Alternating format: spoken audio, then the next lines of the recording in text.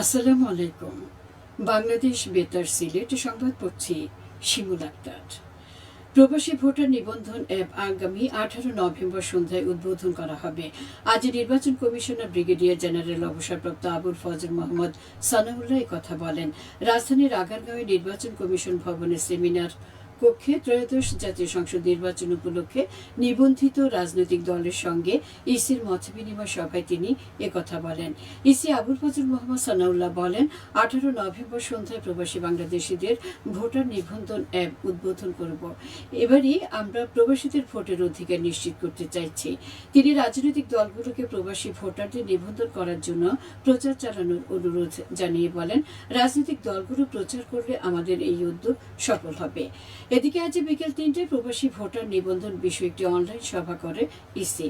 আজ ইসির এ সংক্রান্ত একটি বিজ্ঞপ্তিতে বলা হয়েছে, রোববার বিকেল 3টায় জুম অ্যাপস এর মাধ্যমে out of country voting OCV বিষয়ক একটি প্রশিক্ষণ অনুষ্ঠিত হয়। অপরদিকে আজ এ বিষয়ে তথ্য অধিদপ্তরের এক বিজ্ঞপ্তিতে বলা হয়েছে, প্রধান নির্বাচন কমিশনার এএমএম নাসির উদ্দিন আগামী 18 নভেম্বর সন্ধ্যা 6টা থেকে সোয়া 7টায় নির্বাচন ভবনের অডিটোরিয়ামে postal vote BD mobile app উন্মুক্ত করবেন।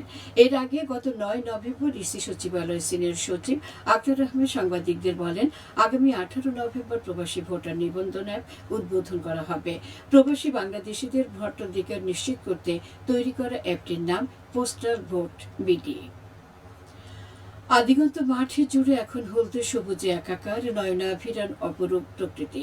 সোনালী ধানের প্রাচুর্য, আনন্দ ধারায় ভাসছে কৃষকের মন প্রাণ। বাড়ির আঙ্গিনে ভরে উঠবে নতুন ধানের গন্ধে। আজই শুরু হয়েছে নবান্নের আয়োজনের মাস অগ্রহায়ণ, হেমন্তের প্রাণ নবান্ন। বাঙালির প্রধান অন্য আমন ধান কাটার মাহেন্দ্র সময়। কৃষিভিত্তিক সভ্যতার পুরো ভাগে থাকা এই নবান্ন উৎসব অনাদিকাল থেকে বাঙালির জীবন অধিকার করে আছে। নতুন ধান থেকে পাওয়ার চালে হয় নবান্ন উৎসব। নতুন আমন চালের ধান বিবিধ ব্যঞ্জনে অন্নাহার, পিঠেপুলির উৎসবের আনন্দে মুখর হয় জনপদ।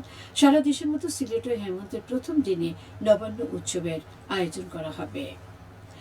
জলবায়ুর ভারসাম্য রক্ষায় হবিগঞ্জে গতকাল এক নাগরিক বন্ধন সভা অনুষ্ঠিত হয়েছে। ধরিত্রী রক্ষায় আমরা খোয়াই রিভার ওয়াটার কিপার ও ওয়াটার কিপার্স বাংলাদেশের যৌথ আয়োজনে সভাটি অনুষ্ঠিত হয়। টাউন হল প্রাঙ্গণে অনুষ্ঠিত নাগরিক বন্ধনে নানা শ্রেণী পেশা প্রতিনিধিগণ উপস্থিত ছিলেন। এ সময় বক্তারা বলেন, সারা বিশ্বেই পরমাণু তৎপরতা, শিল্পবর্জ্য দূষণ, বৃক্ষকর্তন, নদী জলাশয় ভরাট সহ নানা কারণে জলবায়ুর ভারসাম্য ক্ষতিগ্রস্ত হচ্ছে। একই সাথে হবিগঞ্জের হাওর নদীর জলাশয় দূষিত হচ্ছে, ভরাট হচ্ছে।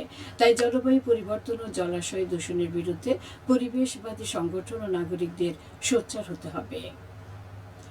সুনামগঞ্জে শহীদ বুদ্ধিজীবী দিবস, মহান বিজয় দিবস ও সুনামগঞ্জ মুক্ত দিবস উদযাপন উপলক্ষে প্রস্তুতি সভা অনুষ্ঠিত হয়।